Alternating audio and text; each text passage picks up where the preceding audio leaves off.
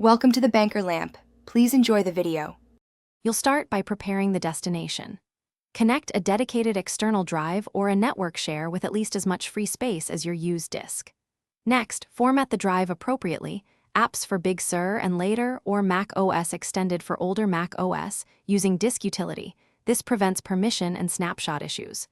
Once connected and formatted, open System Settings, go to General, then Time Machine. You'll see an option to select Backup Disk. Choose your drive and allow Time Machine to prepare and encrypt if desired. Now configure the backup and kick off the first run. In Time Machine settings, select the prepared disk and toggle automatic backups if you want continuous hourly snapshots. This is safer for ongoing protection.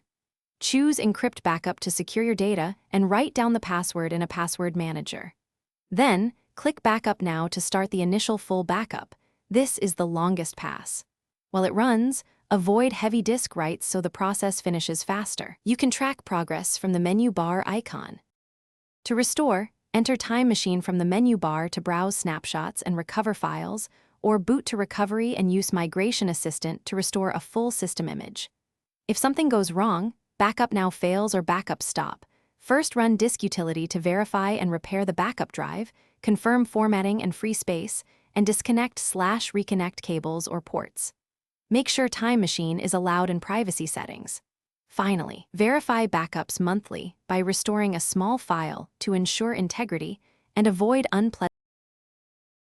Thanks for watching. If this was helpful, leave a like and consider subscribing. See you next time.